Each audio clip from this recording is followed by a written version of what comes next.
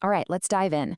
We're about to connect two things that sound like they're from completely different universes: a bizarre medieval festival and the all too modern tragedy of school shootings. Now, this is going to be an unsettling journey, for sure, but stick with me because it reveals something truly profound about how violence has changed, or maybe how it hasn't changed at all. So, to understand where we are now, we have to go back to a time that feels like another planet. I mean, listen to this quote from a medieval warrior. He's not complaining about violence, he's celebrating it. For him, the horrors of war weren't something to hide from, they were a source of real passion, a core part of what it meant to be alive.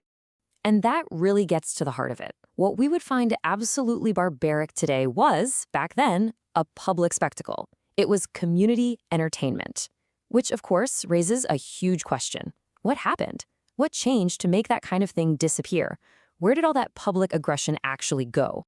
To really get a handle on just how different their mindset was, we need to look at a very specific, and I have to warn you, a pretty disturbing ritual.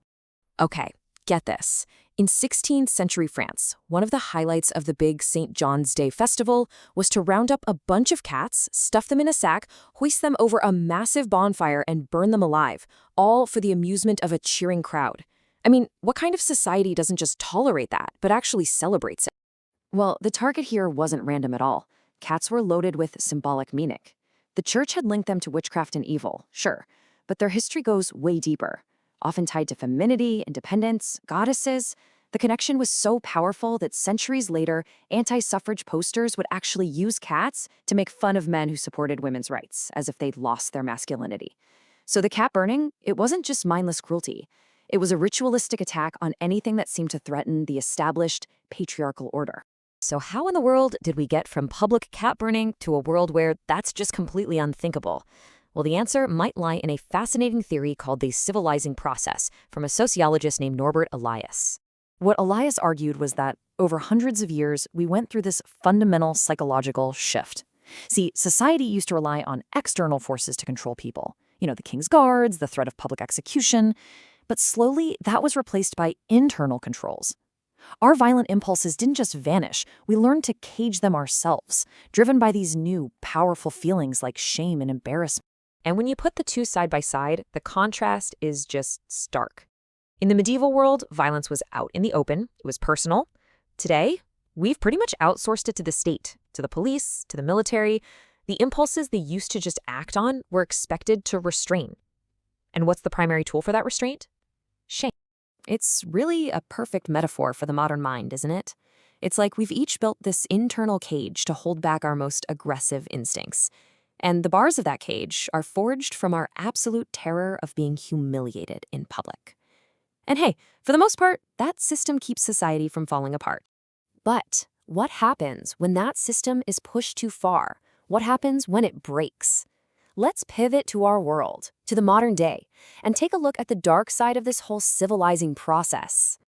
And that is the absolute crucial question, right? A cage made of shame only works as long as you care what other people think of you.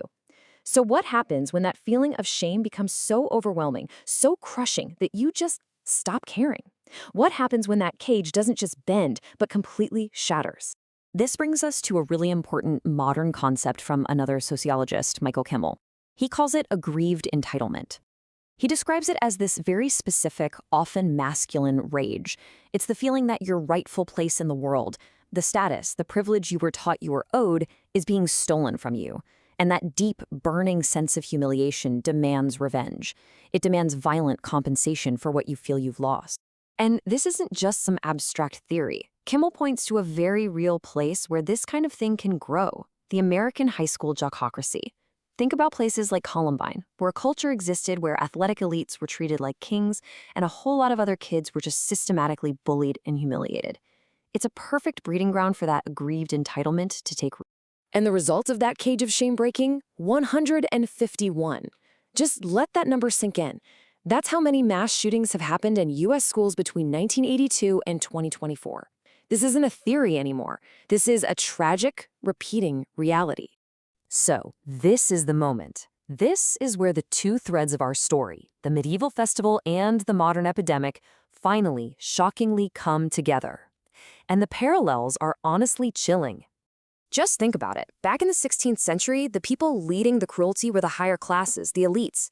Today, the perpetrators are overwhelmingly middle-class white males. The target back then was a symbol of femininity, of the other. The targets today are often people who are seen as a threat to a very specific and maybe fragile idea of masculinity. In both cases, the underlying motive is identical. It's a violent, public ritual designed to claw back and reassert a social hierarchy that feels like it's under attack. As Michael Kimmel so powerfully puts it, this kind of violence is a symptom of privilege, not deprivation. This isn't the lashing out of the desperate who have nothing. No, this is the rage of the entitled. The rage of those who believe their privileged spot in the world is a birthright, and they believe they have the right to take it back by force. So where does that leave us? Let's wrap this up by asking a tough question about the civilizing process itself. Is it possible that the very thing that was supposed to be the solution has actually become part of the problem? Because what emerges is this kind of vicious cycle, a paradox right at the heart of our modern world.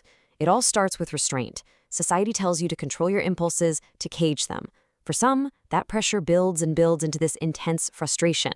Then you mix in some public humiliation, and that triggers the aggrieved entitlement. And finally, the very same impulse that was supposed to be locked away explodes with a horrifying, calculated, retaliatory violence. And that leaves us with this final, deeply unsettling question to think about. Did we just trade the open, everyday cruelty of the past for a new kind of violence? One that festers in private, builds pressure under the weight of shame, and then erupts in these hyper-public acts of rage. You have to wonder, has the cage we so carefully built to contain the monster actually just made it more powerful?